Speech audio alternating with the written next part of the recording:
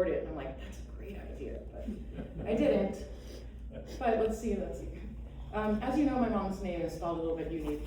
I don't know what the word is for this. I don't know. Anyway, I'm going to spell it out with some extra words of each letter of her name. So S for sweet, because that was her maiden name that so perfectly describes her. H for humble. She taught us how to be just that. Grateful, kind, modest. Also H for hummingbirds, because most of us know that hummingbirds were a big part of her.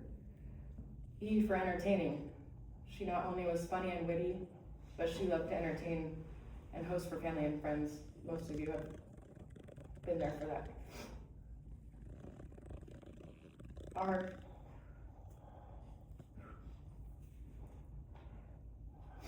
R for reassuring.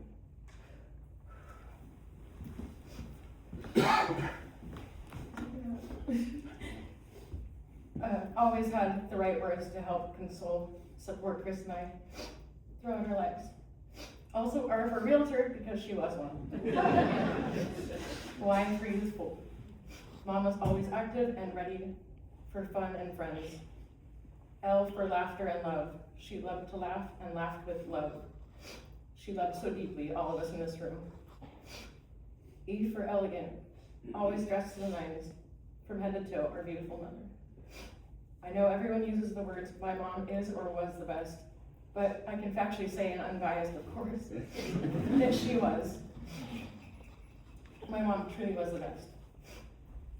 The sacrifices she made for my brother and I since day one, between school activities, the carpooling, juggling all of our things, and somehow still doing what she had to do to provide for us and maintaining her own sanity, just to name a few.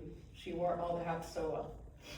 She taught me a lot with a little tough love in between, like when she aggressively pulled the car over when I was maybe 10, when I refused to put my seatbelt on, before it was really a law. So technically I could, yeah, okay. I was being a complete brat, to put it lightly. She would not leave the side of the road in the bike lane to go about our mom and daughter errands until I put that belt on. But clearly she cared about my safety, as moms should do. Since that day, I do wear my seatbelt. Another lesson in being humble and modest, as I mentioned a minute ago, spelling out her name. One day walking through the Mission Viejo Mall, my preteen keen eye spotted a bill in front of the wet seal. I went over and picked it up in between other people walking by and showed it to my mom. It was a $20 bill. To a young one like me, it was majestic, and I finally was able to know what it was going to be like to be a millionaire. My mom smiled and said, and I can hear her saying this, just, wow, honey, good eye. Those were her words. She said, well, before you keep it, let's walk over to the information desk and see if someone reported it lost. My hopes and dreams started to come out of my feelers, but we did. No one reported it, and I was granted permission to become the millionaire I always wanted to be. But really, these little things aren't actually little to me, or else I wouldn't have them with me every day walking through life, with part of her always guiding me and expecting me to always do the right thing and to be kind. She so enjoyed helping to raise the children that I raised.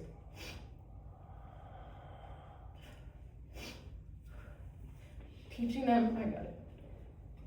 them the same things she taught me. Her favorite times were cooking baklava and spanakopita with the kids, but since there were 4 of them, she had to split up the cooking times to keep her kitchen from catching fire with so many hands in the pot. She was always so patient. I loved their yada. Mom, we'll miss you so much, and I will always carry you with me in many, many ways, physically and mentally, emotionally, and I will spread your legacy. Thank you all so much for being here and for loving her and being a part of us through her. Chris and I are extremely lucky. I love you, Mom. Thank you so much for being here, everybody. And now I'm going to hand it off to the better speaker.